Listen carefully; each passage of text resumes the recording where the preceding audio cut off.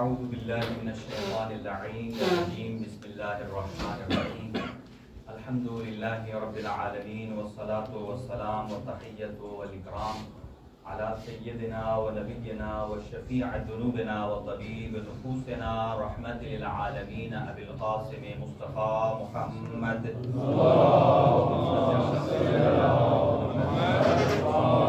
وعلى أهل بيته الطيبين الطاهرين المعصومين المنتخبين المنتجبين لا سيما على بقية الله الأعظم روحي وأرواح العالمين لتراب مقدمه الفداء عجل الله تعالى فرجه الشريف وسهل الله تعالى مخرجه الشريف ولعنة الله على أعدائهم أجمعين من يومنا هذا إلى قيام يوم الدين. أما بعد فقد قال الإمام حسين بن علي عليه الصلاة والسلام إن الحسين يشهد أن لا إله إلا الله وحده لا شريك له وأشهد أن محمدا عبده ورسوله. صدق سيد الشهداء امام حسین علیہ الصلوۃ والسلام.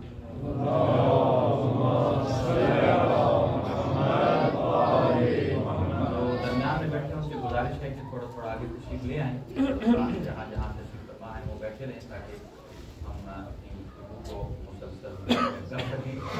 جو آگے آ رہے ہیں ان کی سلامتی کے لیے ایک بآواز بلند صلوات.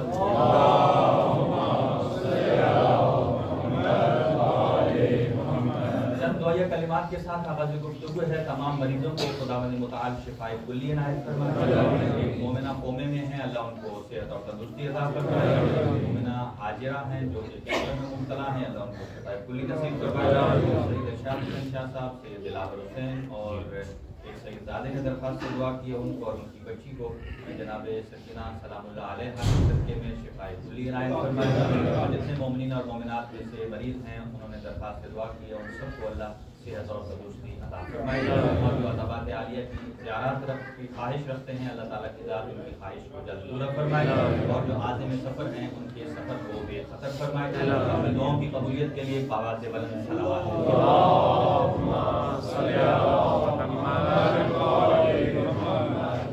حاضرین محترم، جناب سکینہ سلام اللہ علیہ کی مصیبت کے حوالے سے آپ کی خدمت میں کچھ معلومات پیش کریں گے.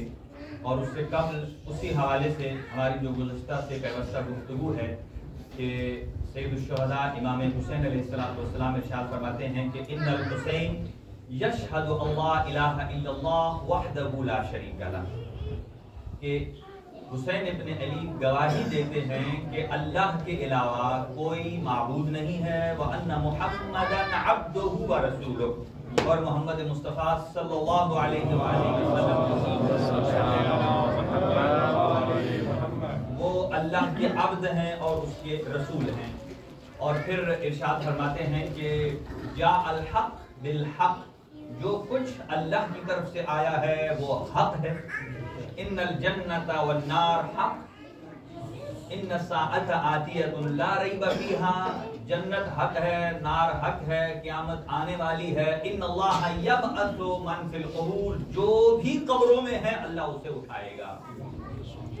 اور اس کے بعد پھر ارشاد فرماتے ہیں انی لم اخرج اشرا ولا بطرا ولا ظالما ولا مفسدا، کہ میں مدینہ سے کیوں نکلا ہوں، میرے نکلنے کا مقصد کیا ہے. میں نے اس کے اندر سے ایک مقصد آپ کی خدمت میں پیش کرنا ہے، اور وہ بھی اس کا اختتام آگے جناب سکینہ سلام اللہ علیہ تک کریں گے. اور آپ کی شخصیت کے بارے میں چونکہ ہمارے پاس کربلا کے سورس جتنے بھی ہیں ان میں سے ایک سورس جناب سکینہ سلام اللہ علیہ ہیں کہ جن کے صدقے میں ہمیں کربلا ملی ہے. اور جب تک آپ حیات میں رہی ہیں آپ سے روایات بھی ہوئی ہیں، اور سب سے بڑی روایت کہ جو ہم روز عاشور کو سنتے بھی ہیں اور پڑھتے بھی ہیں، آپ نے اپنے بابا سید الشہداء امام حسین علیہ السلام سے روایت کی ہے.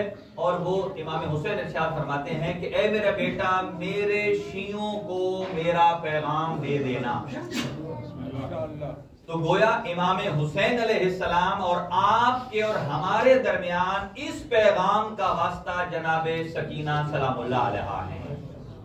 یہاں سے اندازہ ہوتا ہے کہ مکتب اہل بیت کا کوئی بھی فرد، چاہے بزرگ ہے چاہے کم سن ہے، وہ اتنا ہی قابل اعتماد اور بھروسہ ہے کہ جیسے آل محمد کی شان ہے. اور وہ بیوی نے ارشاد فرمایا کہ یا شیعتی ما ان شربتم ماء عذب فاذکرونی، کہ میرے شیعوں کو پیغام دے دینا کہ جب بھی آپ ٹھنڈا پانی پئیں مجھ غریب کی پیاس کو یاد کرنا، او سمیتم بغریب فاندبونی، اور اگر غربت کے عالم میں کسی کو مصیبت میں دیکھو تو مجھ حسین کی مظلومیت کو یاد کرنا۔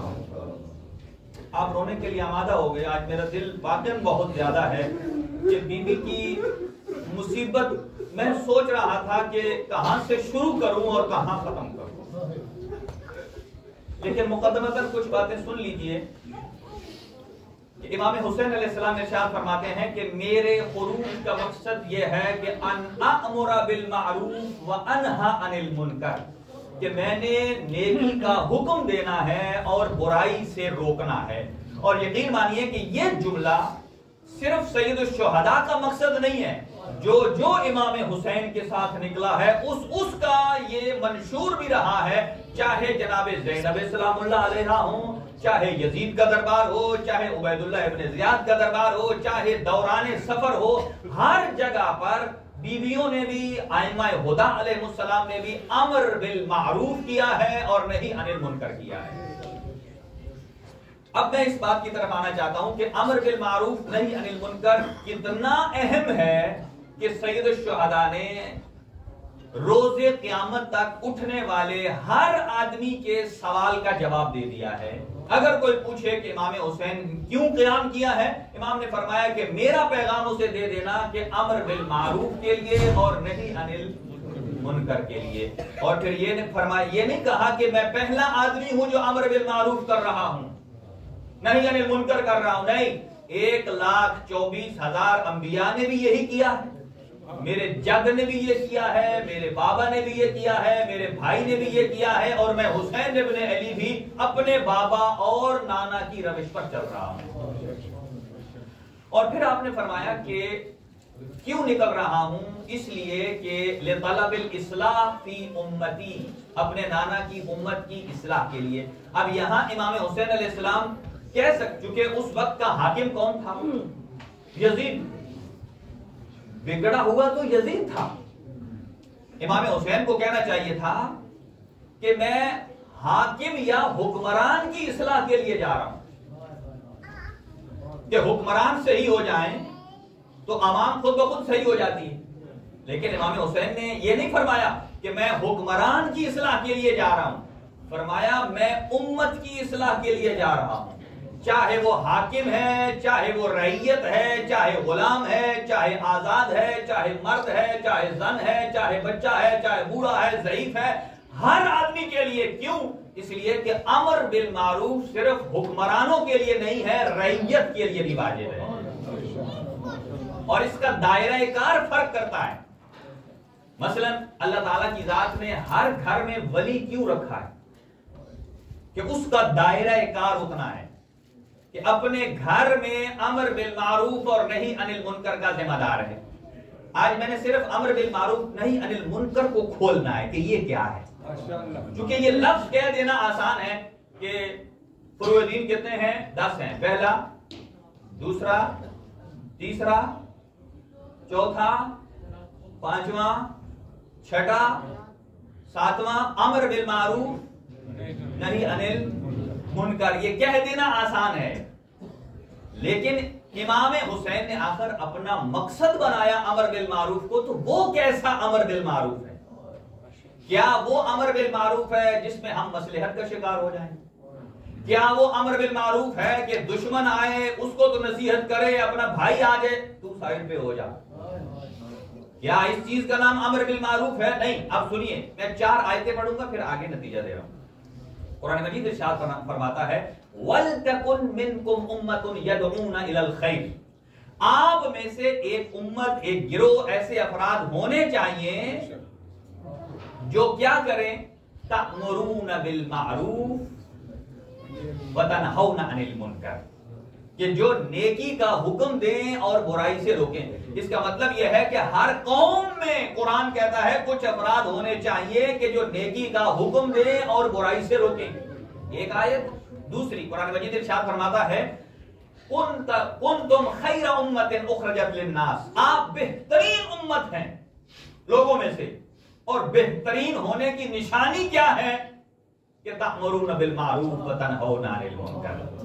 कि आपके बेहतरीन होने की निशानी यह है कि नेकी का अमर करना और बुराई से रोकना। इसका मतलब यह नहीं है कि इंसान दूसरों को अपनी उंगली पर नचाता रहे, तू भी ये कर, तू भी ये कर, तू भी ये कर, और खुद उससे बरी उज़्मा है। ये उंगली पहले अपनी तरफ उठनी चाहिए। इसीलिए इमाम सादिक इरशाद फरमाते हैं कि मेरा शिया अगर 1000 की आबादी में एक हो, तवज्जो रहे, 1000 की आबादी में एक हो तो ऐसा होना चाहिए कि उसे बताना ना पड़े कि मैं शिया सादिक आले मोहम्मद हूं, बल्कि उसका किरदार ऐसा होना चाहिए कि वो खुद पता चले, लोग उसे ढूंढ ढूंढ कर कहें कहां है सादिक आले मोहम्मद के शिया। अच्छा, एक और आयत आप सुनिए। 2 आयतें हैं, आपने देखनी है कि अमर बिल मारूफ में और नही अनिल मुनकर में, और इसके ऑपोजिट क्या फर्क है, क्यों इमाम हुसैन अलैहिस्सलाम इस मकसद का इंतखाब किया। मोमिनीन की अलग सिफात बताई है कुरान में, और मुनाफिकीन की अलग बताई। पहले मुनाफिकीन की सुन लीजिए। अच्छा, आम सादा जुबान में अभी मारूफ और मुनकर का तर्जुमा करते हैं। अमर बिल मारूफ, मारूफ को क्या कहा जाता है, नेकी, और मुनकर किसे कहा जाता है, बुराई को। अब सुनिए, ना मारूफ का मतलब नेकी है और ना मुनकर का मतलब बुराई है। क्या है अभी अर्ज करता हूं, उससे पहले ये सुन लें कि कुरान मजीद फरमाता है मुनाफिकीन क्या करते हैं, अल मुनाफिकून वल मुनाफिकात बअज़ुहुम मिन बअज़।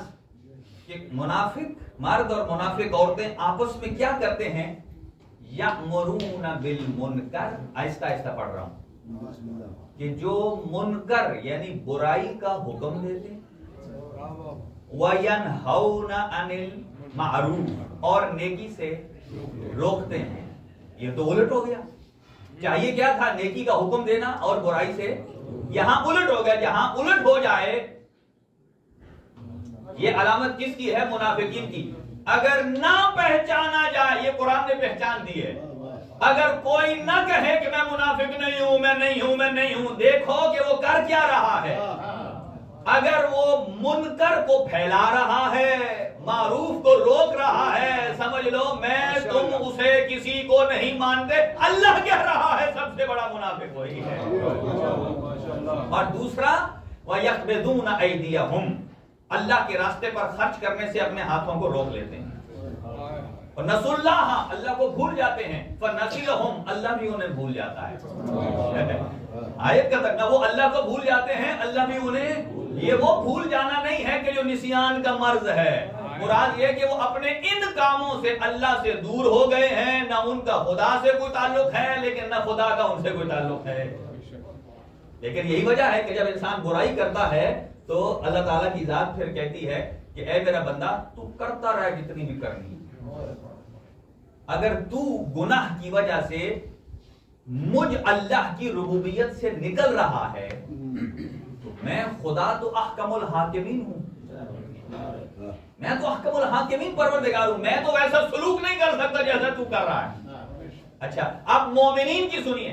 कुरान फरमाता है अल मुमिनूना वल मुमिनात, मोमिन मर्द और औरत, यानी मोमिनीन खवातीन और मोमिनीन मर्द हजरत आपस में बाज़ुहुम औलियाउ बाज़, वो एक दूसरे के साथी होते हैं, एक दूसरे के दोस्त होते हैं। करते क्या है, ये निशानियां हैं, पहचाननी है हमने।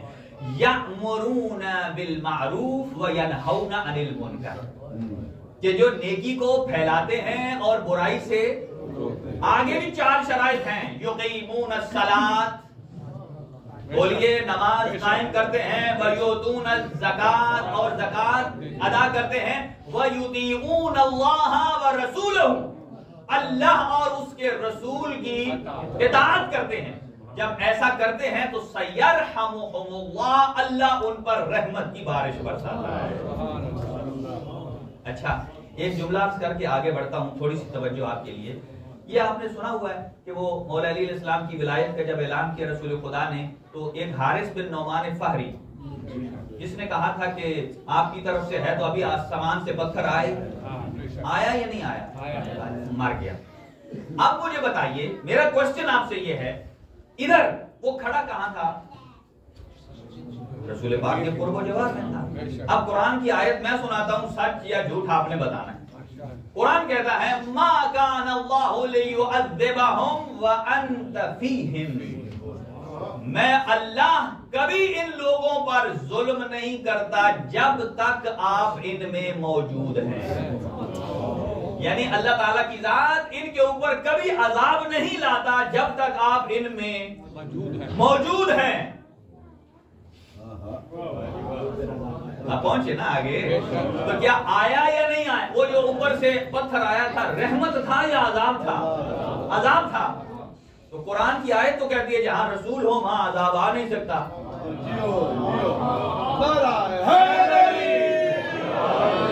ابھی تک آپ ایک ہی طرف پہنچے ہیں، آگے نہیں پہنچے۔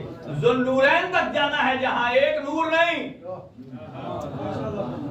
لوگوں نے اپنی دل کی تشفی کے لیے یہی کہنا شروع، خود تو نور تھے نہیں کہ چلو ہم ذوالنورین کہہ دیں گے تو نورانی ہو جائیں گے۔ قطعاً ایسا نہیں۔ اب سنیے، کیا عذاب کا پتھر تھا یا نہیں؟ اب مجھے بتائیے قرآن کی آیت سچ ہے یا جھوٹ ہے؟ جو قرآن حق ہے تو پھر مجھے بتائیے عذاب آ کیوں گیا؟ کیوں آیا؟ ایک ایگزامپل دوں، مثلا یہ دنیا کے بہت سارے ممالک میں قانون ہے، میں نام نہیں لیتا ہوں، کہ اگر کوئی آدمی کرسی صدارت پر بیٹھا ہو اور اس پر کوئی جرم ہو، ایلیگیشن ہو، یہ ہو تو تب تک اسے سزا نہیں دی جاتی جب تک وہ اس کرسی صدارت پر بیٹھا ہے۔ پہلے یہ کیا جاتا ہے اسے صدارت کا یا تو ٹینیور پورا ہونے کا انتظار کیا جائے، یا یہ ہے کہ کوئی ایسا کام کیا جائے عدم اعتماد کے ذریعے، ایک مثال دے رہا ہوں، عدم اعتماد کے ذریعے اسے ہٹایا جائے۔ جب وہ ہٹ جائے اب اس کے اوپر فرض جرم عائد ہو سکتی۔ اب سنیے، رسول خدا موجود ہے، اللہ فرماتا ہے جب تک آپ ہیں عذاب نہیں آئے گا۔ اللہ بھی سچ کہہ رہا ہے، رسول خدا بھی وہی موجود ہیں، تو پھر آیا کیوں؟ وہ ہے الحمدللہ رب العالمین، عالمین کا پروردگار ہے، رسول خدا ہے، وما ارسلناک الا رحمت للعالمین، عالمین کے لیے رحمت ہے۔ اس کا مطلب یہ ہے کہ جہاں جہاں رسول خدا کی رحمت ہے وہاں وہاں عذاب نہیں آ سکتا ہے۔ اللہ نے اس پر عذاب لایا کب ہے؟ سب سے پہلے نافرمانی کی بنا پر اللہ نے اسے رسول کی رحمت سے باہر نکالا ہے، پھر عذاب خداوندی اس پر آیا ہے کہ سب سے پہلے اسے رحمت خدا سے، جب رحمت خدا سے نکل گئے، رحمت رسول ہی رحمت خدا ہے، اس لیے کہ جو رسول خدا کے ساتھ اتنی نافرمانی کرے تو پھر رحمت رسول خدا میں تو نہیں رہا، تو پہلے رحمت سے نکلا پھر عذاب آ گیا۔ اب آ جائیے معروف اور منکر۔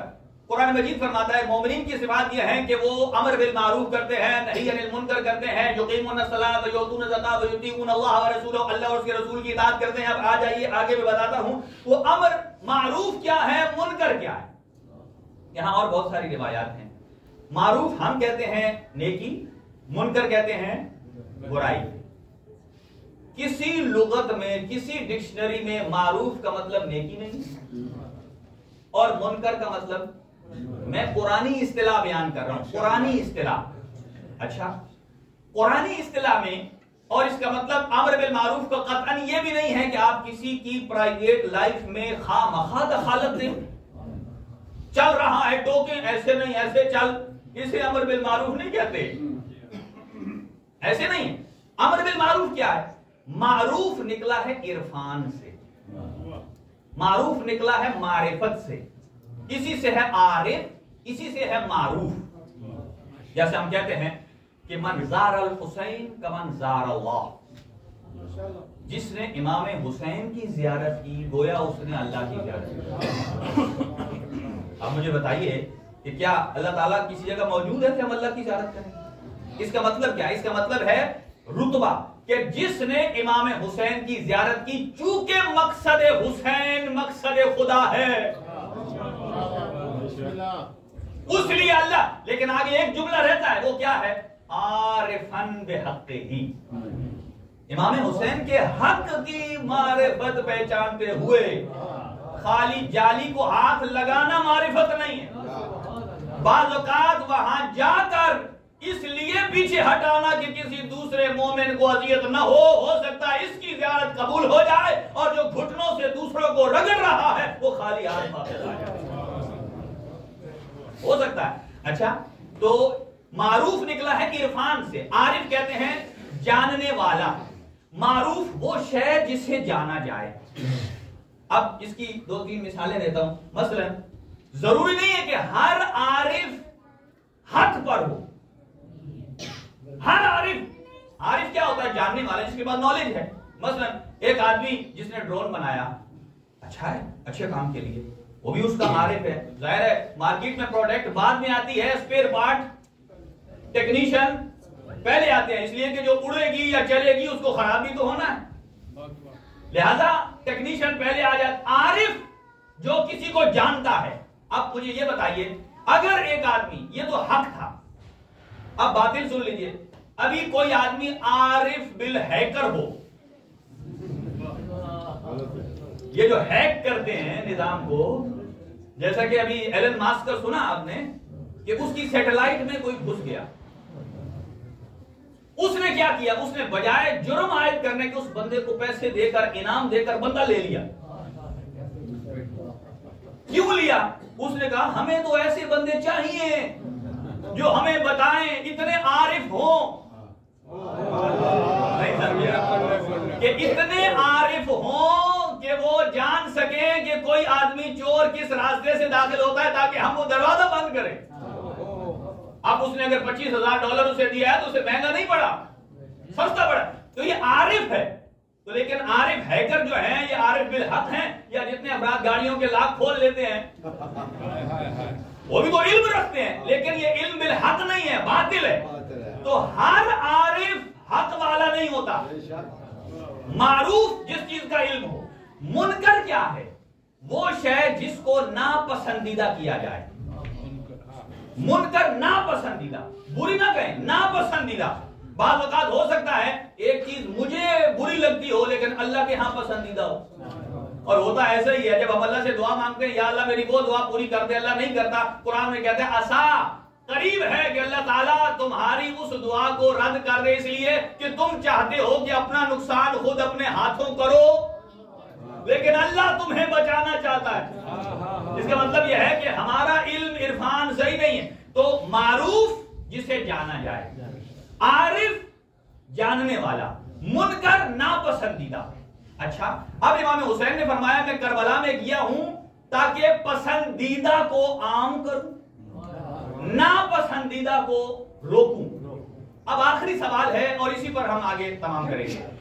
اب کیسے، معیار کیا؟ ہر چیز کا ایک معیار ہونا چاہیے کہ معروف کیا ہے اور منکر کیا ہے. ہر آدمی کہے میرے نزدیک یہ معروف ہے، میرے نزدیک یہ معروف ہے، تو پھر تو ہر ایک بندے کا اپنا دین ہو گیا. تو ہمارے پاس 2 پیمانے ہیں، پیرامیٹر ہیں، جن کے ذریعے ہم پہچان سکتے ہیں کہ کون معروف ہے، کون پسندیدہ ہے اور کون چیز ناپسندیدہ. پہلا سورس وحی الہی.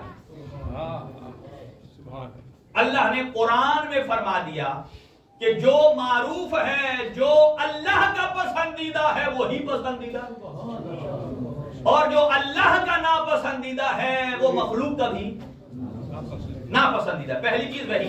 اچھا، اللہ نے فرمائی تو کس کے ذریعے سے فرمائی؟ رسول خدا صلی اللہ علیہ وسلم کے ذریعے سے. تو گویا کہ جو رسول خدا فرمائے، اسی لیے وما آتاکم الرسول فخذوہ وما نہاکم عنہ فانتہوا ہو، یعنی جسے رسول کہیں وہ معروف ہے، جسے روکے وہ منکر ہے. ماشاءاللہ. ایک چیز کیا ہے؟ قرآن. دوسری کیا ہے؟ عقل. یہ غور سے سنیے گا، اب جملہ میں نتیجہ اسی پر لپیٹ رہا ہوں.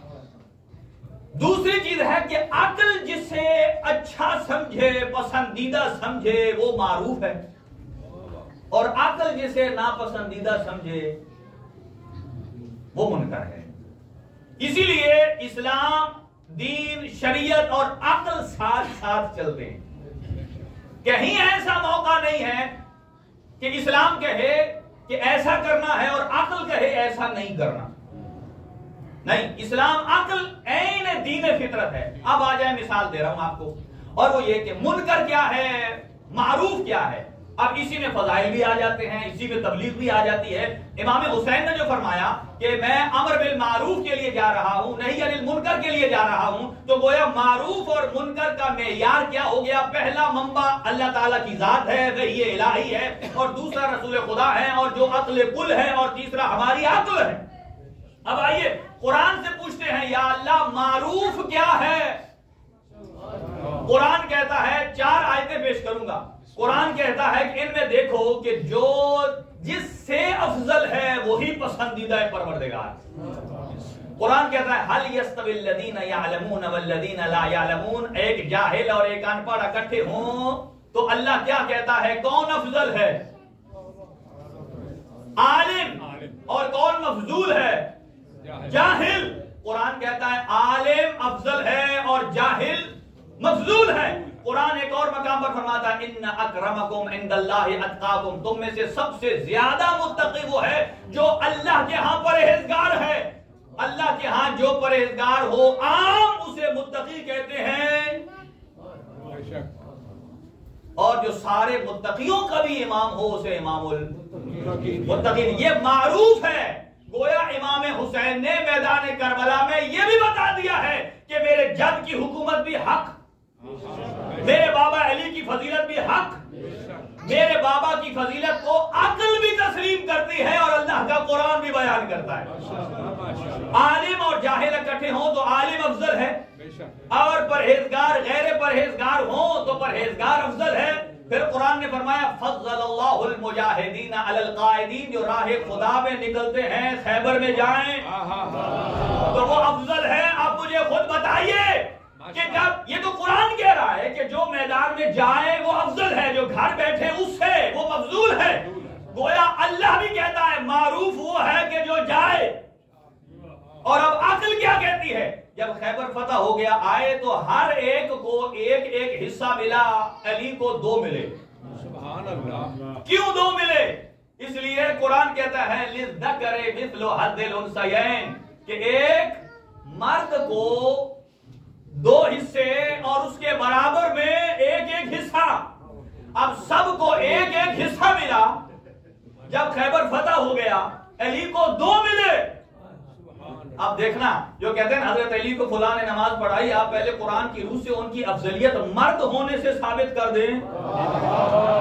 رسول خدا نے فرمایا تھا کہ قدن میں لأوتین الرعیت رجل القرار، میں کل مرد کو بھیجوں گا. آپ مرد ثابت کر دو. قرآن مرد کا حصہ 2 برابر رکھتا ہے، مقابل میں ایک ایک رکھتا ہے.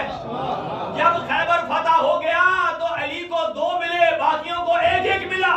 تو کسی نے رسول خدا سے اعتراض نہیں کیا یا رسول اللہ ہم 39 دن لڑتے رہے، ایک علی 1 دن لڑا 2. ان کا اعتراض نہ کرنا اس بات پر دلالت کرتی ہے کہ ان کی عقل بھی مانتی ہے کہ اگر کوئی مرد ہے تو حیدر کرار ہے. گویا یہ معروف ہے. معروف کا کیا مطلب؟ جس کو اللہ کے ہاں پسندیدہ.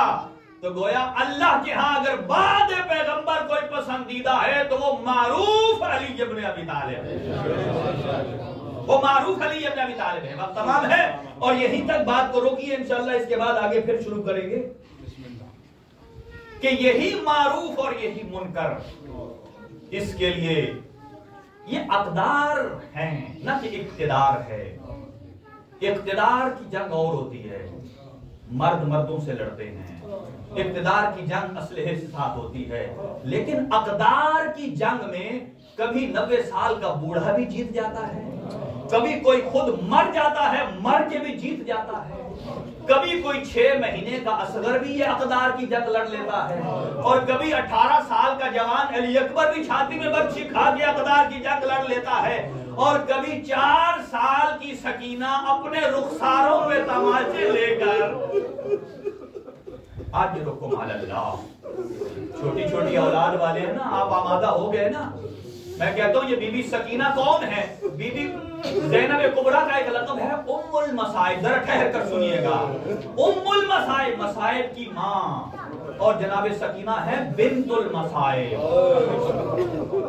آج رکو مال اللہ، بڑی رحمت ہے اس مجلس پر آج مجھے لگتا ہے. اور جس کی جو دعا ہے نا، آج اپنی دعا زیر لب رکھیے. اور بی بی سکینہ سے ایک آرزو کیجئے. کہا بی بی اپنے بھائی باب الحوائج سے کہہ دیجئے جو مومنین حاجات لے کر آئے ان کی حاجات پوری ہو جائیں. یہ وہ بی بی ہیں. آپ مجھے اتنا بتائیے، تاریخ میں 3-4 چیزیں میں گناتا ہوں آپ کو، کہ حضرت یوسف کو تماچا لگا تھا. 40 سال کے بعد جب بابا سے ملے، بابا نے اور کچھ نہ کیا. کہا، یعقوب نے کہا اے میرا بیٹا یوسف ذرا مجھے وہ رخسار دکھا جس میں تماچا لگا. 40 سال نشان ختم ہو گئے، تکلیف دور ہو گئی، لیکن ایک مرتبہ جب دیکھا نا تو چوم کر ایک دعا کی. کہا اللہ اس ہاتھ کو توڑے جو میرے یوسف کے رخسار پر اٹھا ہے. مجھے بتائیے کہ اگر کوئی کسی کے بچے کو تماچا مار دینا تو اس کی معافی ہو جاتی ہے، لیکن اگر کوئی کسی کی بیٹی کو تماچا مار دے، وہ جتنی بھی معافی مانگتا رہے غیرت مند باپ معاف نہیں کرتا ہے. مجھے بتاؤ کہ اگر مارنے والا قاتل حسین ہو اور جسے تماچا لگ رہا ہے وہ حسین کے سینے کا تعویذ ہو، اجرکم علی اللہ، اجرکم علی اللہ. اور دوسرا تماچا جب جناب زہرا کے چہرے پر کسی نے اپنے ہاتھ کو لہرا کر رہا کیا. ایک ظالم نے اس وقت شام میں خط لکھا تھا، لو آج ہم نے علی سے بدلہ لے لیا. علی نے ہمارے مردوں کو مارا تھا اور ہم نے علی کی خواتین کو مارا ہے. اور تیسرا تماچا جو سنان ابن انس نے اس وقت مظلوم کربلا کو مارا جب آپ زین ذوالجناح سے زمین پر آئے. اجرکم علی اللہ.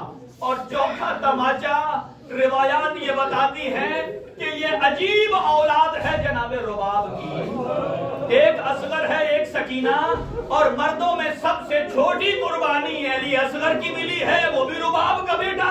اور خواتین میں سب سے چھوٹی بی بی مستور وہ جناب سکینہ ہے. اور علی اصغر کو جو تیر لگا گردن میں وہ بھی علی اصغر سے تیر کا وزن زیادہ تھا. اور جو جناب سکینہ کے چہرے پر شمر نے تماچے مارے، ایک شاعر کہتا ہے کہ تماچے مارنے والے کا ہاتھ اتنا بڑا تھا کہ جب وہ تماچا رہا کرتا تھا دختر حسین کا رخ دوسری طرف. اجرکم علی اللہ. جی بھر کے روئیے. چھوٹی چھوٹی اولاد والے ہیں نا، میں اکثر کہا کرتا ہوں نیاز حسین یہ چھوٹی قیدن ہے نا. دیکھیں توجہ میری طرف رہے. نیاز حسین لوگ اکثر ہمیں دعا کرتے کے لیے کہتے ہیں آقا دعا کرنا ہمارا بھائی قید میں ہے وہ رہا ہو جائے، ہمارا باپ قید میں ہے رہا ہو جائے، ہمارا بیٹا قید میں ہے رہا ہو جائے. لیکن آپ نے نہیں سنا کسی نے کہا ہو آقا ہماری بیٹی قیدن ہے دعا کیجئے، ہماری بہن قیدن ہے دعا کیجئے. لیکن ہائے سجاد اس لیے کہتے تھے نا الشام الشام. جب کوئی کہتا تھا قید میں کون ہے، کہا میرے ساتھ بھوپیاں ہیں، میرے ساتھ بہن سکینہ ہے. آج اس قیدن کا ذکر کرنے جا رہے ہیں کہ جس قیدن کے ہاتھوں میں آج بھی رسیاں موجود ہیں. اجرکم علی اللہ. اپنی آوازوں کو بلند کیجئے، آوازوں کو اتنا بلند کیجئے کہ یہ آوازیں آج زندان شام میں جائیں، زندان شام میں جائیں. بس ایک مرتبہ یہ بہت بڑے مصائب ہیں، اب میں کہاں کیسے اس کو جوڑوں. ایک مرتبہ جملہ سن لیجئے. جب اپنے بابا کی لاش پر آئی نا شام غریباں، بابا کی جب لاش پر آئی تو وہاں آ کر بی بی نے بابا سے اپنے دروں کی شکایت نہیں کی، بی بی نے وہاں آ کر اپنے تماچوں کی شکایت نہیں کی. بابا کے سینے پر آ کر رک گئی اور ایک مرتبہ کہا یا ابدا انظر الی رؤوسنا مکشوفا واماتنا مضروبا. بابا ذرا ہمارے چہرے کی طرف تو دیکھیے، ہمارے بال بکھر چکے ہیں، میری پھوپھیوں کو تعزیہ अजरकुम अल्लाह। और जब वो लूटने आए ना, जब कहा लूटो तबर्रुकात आले रसूल के, जब ये शेबर मालून आगे बढ़ा, सारी बीवियों ने जो कुछ था उतार के रख दिया। अल्लामा हुसैन बख्श जाना साहब फरमाते हैं कि गर्दन के जेवर उतारना बहुत आसान है, हाथों के जंजीरें उतारना आसान है। न्याज़े हुसैन छोटी छोटी औलाद वालों, आप भी ईद के वक्त अपनी बच्चियों को बालियां पहनाते हो ना, कहा सबसे मुश्किल वो जेवर होता है जिसके पीछे गुड्डा बना होता है या जिसके पीछे क्लिप बना होता है। कहा जब वो जालिम आया गोशवारे उतारने के लिए, उसने इंतजार नहीं किया।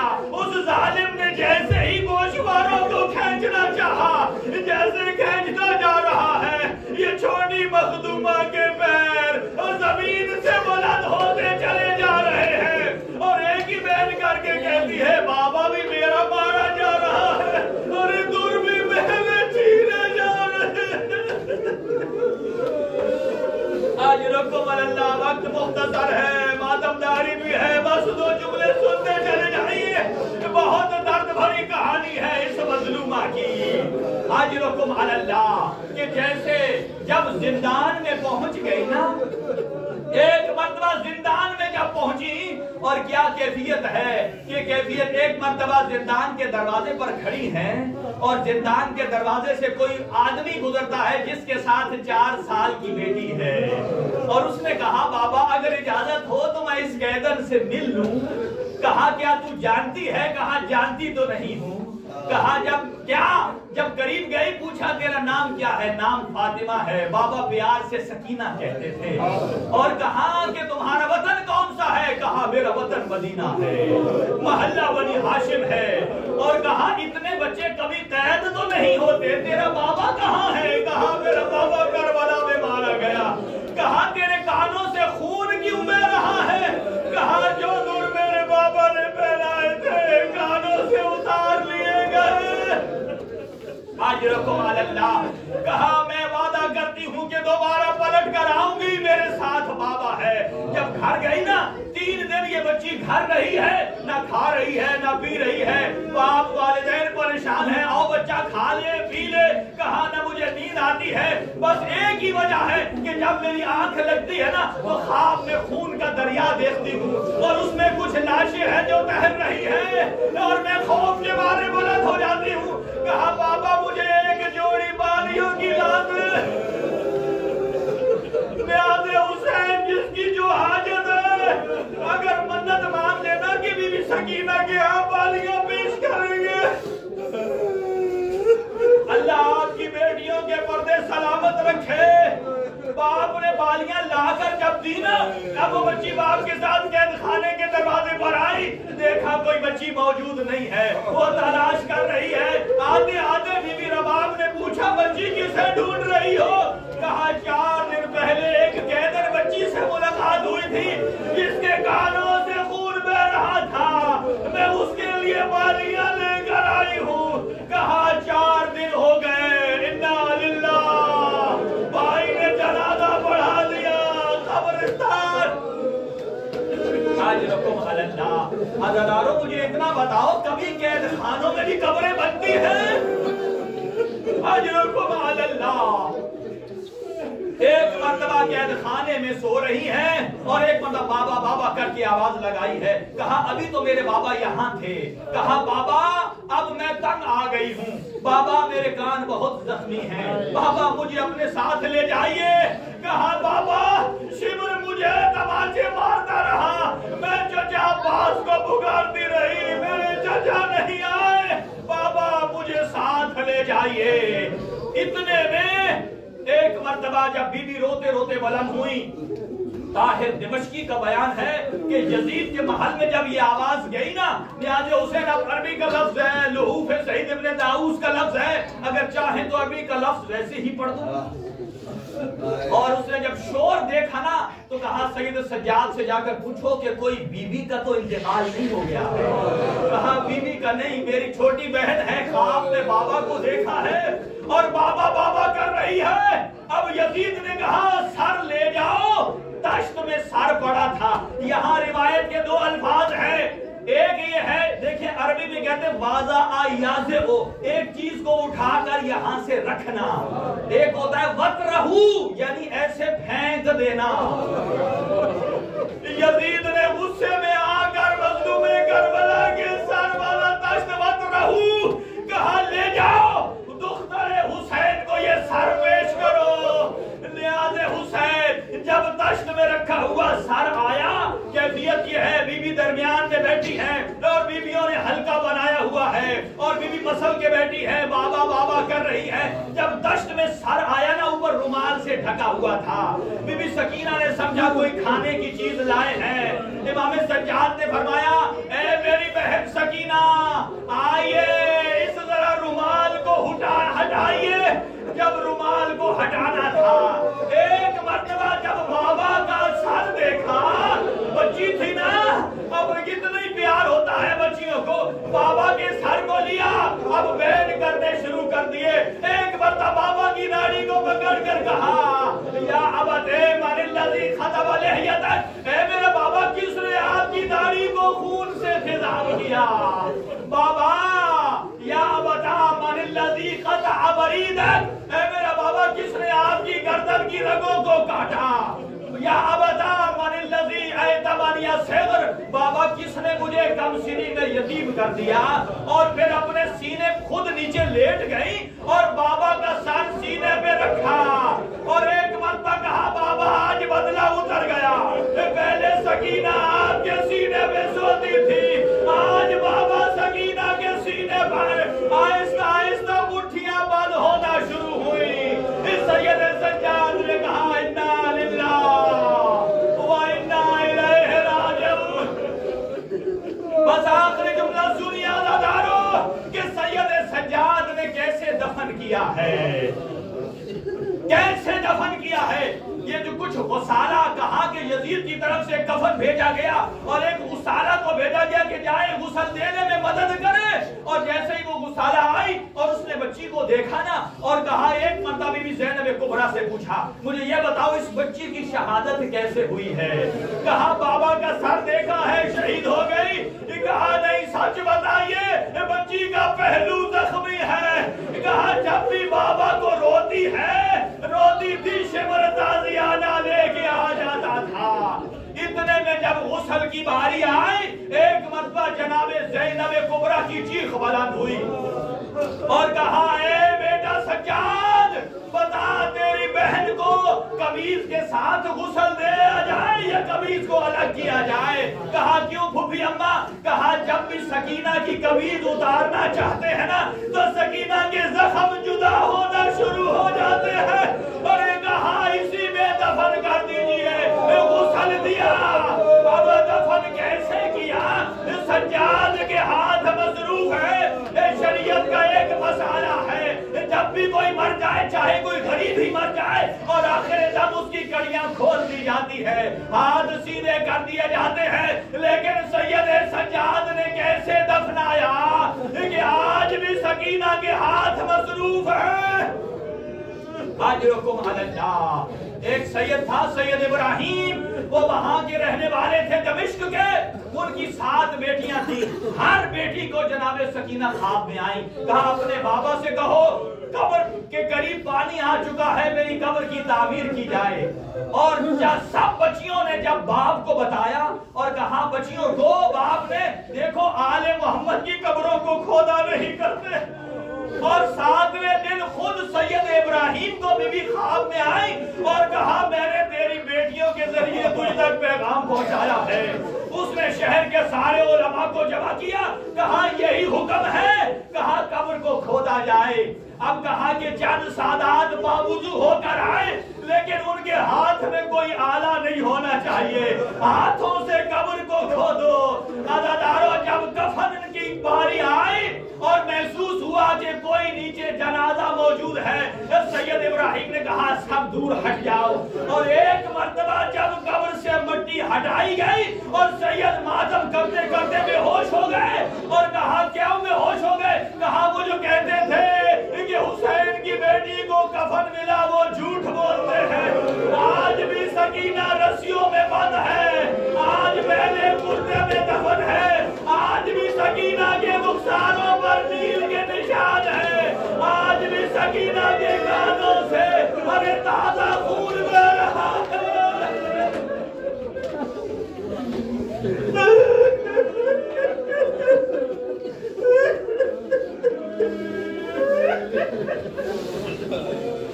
ماتم حسین